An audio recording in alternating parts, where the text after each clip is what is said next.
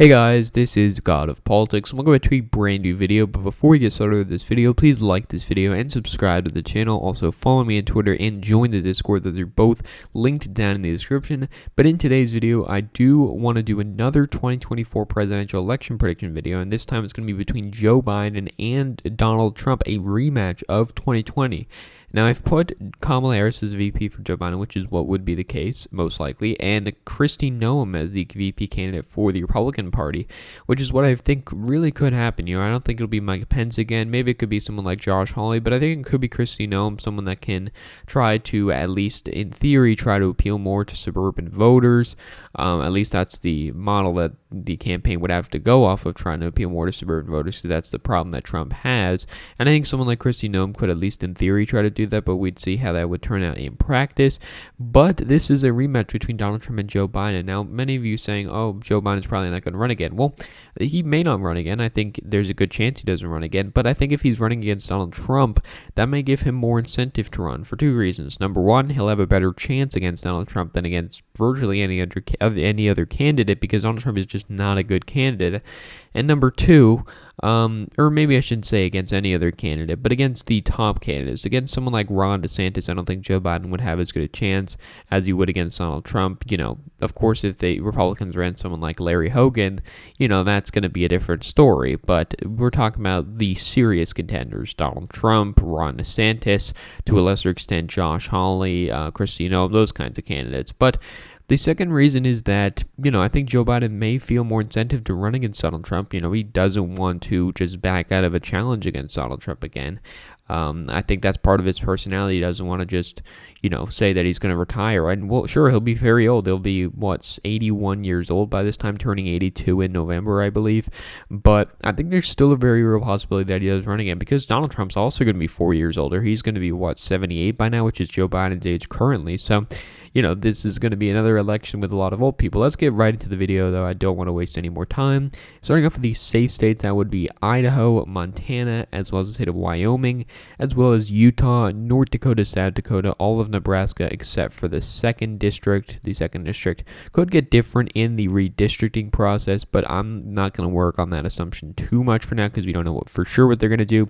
Kansas, Oklahoma, Missouri, Arkansas, Louisiana, Mississippi, Alabama, Tennessee, Kentucky, Indiana, West Virginia, and South Carolina. So that adds up to 121 safe electoral votes. You can see that there's a difference in electoral votes for states like West Virginia. For some of these other states, Alabama is probably going to be losing one. You'll see a lot more. Texas is gaining some. Florida is gaining some. The Rust Belt is losing some, but you'll see that later on. But those are the safe states for Donald Trump. I think he'd get 121 safe electoral votes. And then for Joe Biden and Kamala Harris, I think they would win Washington, Oregon, California, Colorado, New Mexico, Hawaii, as well as Illinois, New York, Virginia, Maryland, Delaware, New Jersey, Connecticut, Rhode Island, Massachusetts, Vermont, Maine's 1st District, and D.C. So that is 208 electoral votes for Joe Biden and Kamala Harris. Right off the bat, they're at 208 electoral votes. Those are states that they're rating by more than 10 percentage points, which is what I use.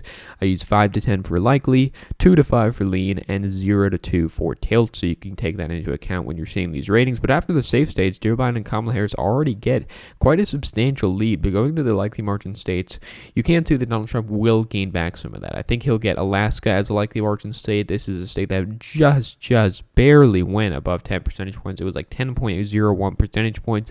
And with gains in the Anchorage area, I think that Joe Biden can actually bring this state under 10 percentage points. By no means is it going to be a battleground state or a close state, but it certainly would be closer in my opinion. So Iowa and Ohio are both going to be likely states as well. These are states where it's just getting too difficult for the Democrats to win. The rural areas are just, not even close to maxed out for Republicans, especially in states like Iowa. There's a lot of rural counties where Republicans are still only in the 50s percentage points.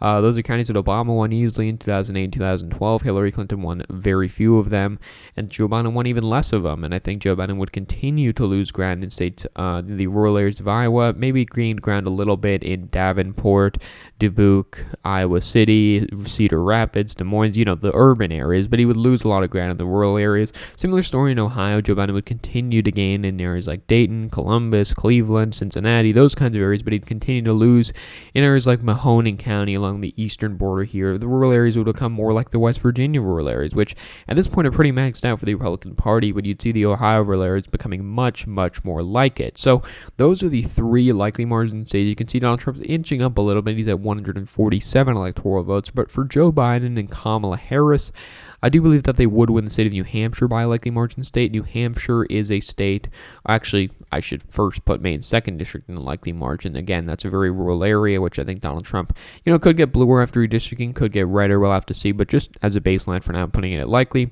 New Hampshire, I'm putting it likely as well because, while it's not as blue as other areas of the Northeast, it still does have a blue lean to it. And you've got areas like Manchester, Concord, Portsmouth, those are areas where Democrats are gaining, and the Republican gains in areas like northern New Hampshire, the Bretton Woods area, really not going to make up for that. So I think that it'll go by around 7 percentage points in this scenario. I also think that Maine's at large will go by a likely margin. Joe Biden almost won it by a safe margin in this election. I think that he'd win it close to a safe margin in the 2024 election as well. The Northeast is just generally a bluer area. Areas like Portland, Maine are getting bluer as we speak, and that's going to help Joe Biden possibly win Maine at large by almost even a safe margin, I could see at this point. Minnesota, I'm also going to put at a likely margin state. Minnesota's losing an electoral vote. I think that while the suburbs are whiter, and that's why we saw such huge shifts, because Joe Biden lost a little bit of ground with black voters and more ground with Latino voters, but with white voters he gained, especially college-educated white voters, of which there are a lot of in the Minneapolis-St. Paul suburbs. And will we see that trend continue? I don't think we'll necessarily see it continue at the rate that we saw in 2020, but you're going to have to, consider the circumstance.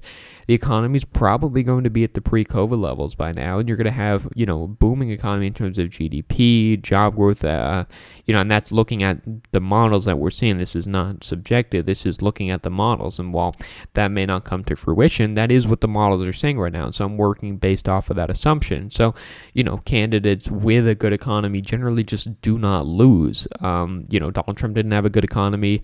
George H.W. Bush didn't have a good economy. Jimmy Carter didn't have a good economy, and they lost. Herbert Hoover didn't have a good economy, of course, and he lost. And Joe Biden would have a good economy, and I think that would lead to his victory, and that he would continue to gain ground in suburbs. Donald Trump can continue to, gain in the rural areas, but without the suburbs, you're not going to win the state of Minnesota. So, that's enough talking about Minnesota. I do want to talk about some of these other states. I think that's probably all going to be all of the likely margin states for now. But you can see that Joe Biden and Kamala Harris are already up to 223 electoral votes here. Now, getting to the lean margin states, I think Florida would be a lean margin state. There's just a lot of area for Republicans to gain. Volusia County, the western coast, the Panhandle, they're pretty maxed out. But the central Florida area is getting fast in population. You've got a lot of old voters that are Republican, people moving to Florida, they're becoming Republican voters. You've got the Cuban voters, and it really is a perfect storm for the Republican Party in the state of Florida. Is it going to be a likely to safe state? No, it's not going to be a likely to safe state. That's ridiculous. It'll go by around 3 to 4 percentage points at this point. Florida's historically been a more Republican state. It's only with the gains in areas like Miami-Dade County in terms of population and margins that have enabled Democratic victories here. But you're not really going to get the win in Florida without doing well in the rural areas, and that's just not really possible anymore with the current state of the Democratic Party and the current state of the Republican Party. So I do think that it would go by a lean margin there, and that's actually all of the lean margin states. Now, as for the lean margin states for the Democrats, I am going to put first Nevada in a lean margin state, and you're going to see a lot of lean margin states here. First, Nevada. Actually, I should also probably put Nebraska second at a likely margin. Again, I don't know what's going to happen with the redistricting, but I'm going to put it at a likely margin. But getting back to Nevada, Nevada's a lean margin. I think Joe Biden will probably be able to improve with Latino voters in the 2024 general election. I think the economy being good will help his stance with a lot of different swaths of voters, and I think Latino voters will be included in that, and I think that it'll enable a victory for him in the state of Nevada, probably by around 3 to 4 percentage points. But this is, again, quite a stubborn state for the Republican Party. It's going to be very difficult to win a state like Nevada. You're going to see this in 2022, and you're going to see this in 2024 as well. Arizona is another state I think will go by a lean margin. I think the population growth you're seeing, the growth of the suburbs, suburbs shifting towards the Democrats is really helping the Democrats. And I think with Joe Biden also slightly improving with Latino voters, that's also going to help the Democrats in the state of Arizona. Georgia is another state which I think would go by a lean margin. Again, just the ridiculous population growth that we're seeing in the Atlanta metro area. I think the number is like 60% of people now live in the Atlanta metro area. Of all of Georgians, 60% are in the Atlanta metro area, and that is shifting very, very fast. You had like a 16-point trend in Henry County, 14 points in Gwinnett County, whatever the swings were, but they were some ridiculous swings, and it's going to be very hard to overcome that if you're the Republican Party. I think in this scenario, probably going around 3 to 4 percentage points. Georgia is really going down the path of Virginia at this point. And you could see where, a similar scenario where Georgia is going to be a swing state, but the long trajectory of this state is towards the Democratic Party, just like it was for Virginia. Now, Wisconsin is another state that I'm going to put, actually, I won't put it in a lean margin, but I am going to put Michigan in a lean margin. Now, Michigan's just a historically Democratic state. It's gone red once since 1988, and that was 2016, where Donald Trump won it by 0.11 percentage points. But there's still room for Democrats to gain. Macomb County, Kent County, the whole Denver suburbs area, and they are not maxed out in a lot of these areas, whereas Donald Trump can continue to gain in the in the rural areas in the northern Michigan area, along the the northern peninsula, island, whatever you want to call it. It's a peninsula technically, but not connected to Michigan. But they can continue gaining in those rural areas, but it's not going to make up for the ground that they're going to be losing in the suburbs, which are actually gaining in population, unlike the Detroit area. Pennsylvania is another state I'm going to put in a lean margin, and this is because the trends that we're seeing just actually don't really help the Republicans. It all comes down to the suburbs, because if you look at the rural areas in Pennsylvania, they are much, much redder than Michigan, Wisconsin, Minnesota. Donald Trump's already getting 80% in a lot of these Pennsylvania rural counties. There's not much room to gain when you're already at 80% of the vote, and so it's going to be quite difficult to do, and it really comes down to that Delaware County, Chester County, Bucks County, Allegheny County. It really comes down to those counties, and sure, you can make all the gains in the central part of the state you want, but without the suburbs, it's going to be very difficult to win. I think that would give a lean margin of victory for Joe Biden. Now, we've got 3 states left amounting to 67 electoral votes. Now, Joe Biden and Kamala Harris are already at 292 electoral votes, the tipping point state probably being Michigan, maybe being Pennsylvania or Georgia as well. I'm not exactly sure, but 292 electoral votes for Joe Biden and Kamala Harris. I think Texas would go by tilt margin. And this is for a number of reasons. Now, I think the suburbs are going to continue to trend towards the Democratic Party, not just because of voters changing their preference, but because of the people that were moving here. 4 years is a lot of time in terms of the amount of population growth, especially for a state like Texas, which is getting 3 electoral votes. You're going to have hundreds of thousands of people moving into the Houston suburbs, Dallas suburbs, Austin suburbs, San Antonio suburbs, and I think Joe Biden is not going to do nearly as bad as he did in the Rio Grande Valley and with Latino voters generally, and so that's going to give him a lot of a boost. And even with all the swings we saw in the Rio Grande Valley, Texas still did swing 3.5 points towards the Democratic Party. You combine those suburban shifts with a Latino shift back towards the Democratic Party, you could see this state only go to Donald Trump by around 1 to 2 percentage points, and Donald Trump is not a good candidate for Texas. A candidate like Ron DeSantis would not do as badly in Texas, but Donald Trump is just not a good candidate for Texas.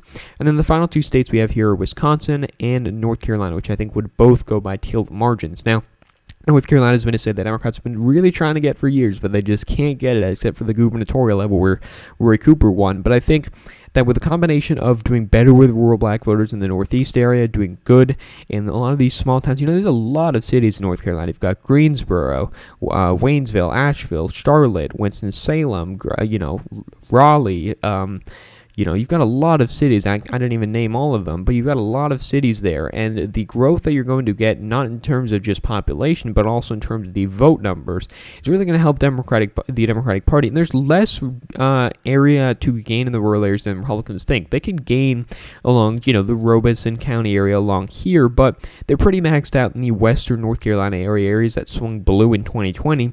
And the areas in northeastern North Carolina, which are like lean Republican, you're not going to get 80% of those areas, which are around 40-50% black. So there's less room to gain in rural areas than many people think. There's a lot of room to gain, but still less than people think, of course. And so I think that North Carolina would go by tilt margin. Wisconsin I also have going by tilt margin because, the rural areas, there is room to gain for Donald Trump. A lot of room to gain, especially in the driftless area along here, but the Waukesha, the Waukesha, Ozaukee, Washington counties just give the Republicans. That's where they get most of their votes, and that's the reason why Donald Trump lost in 2020, and I think it's the reason they would lose in 2024 as well. So, we're looking at an overall map of 318 electoral votes for Joe Biden and Kamala Harris, 220 electoral votes for Donald Trump. This would be a net gain of 12 electoral votes from the last election. Joe Biden would flip the state of North Carolina, and everything else would virtually stay the same in terms of the way that those states went. But overall, I think this would be another victory for Joe Biden. I think it would be a comfortable victory, winning the popular vote by probably around 5 percentage points, to be honest, especially given the gains in Texas, and you can have continued gains in states like California, Virginia, Georgia, for example. But overall, pretty comfortable victory for Joe Biden. I know this is a longer video, but I do think it was a video that many of you would enjoy, so I did want to make it very thorough and worthwhile. So, thank you all for watching this video. Please like this video and subscribe to the channel. Also, follow me on Twitter and join the Discord. Those are both linked down in the description. But again, guys, thank you all for watching this video, and I will see you guys later.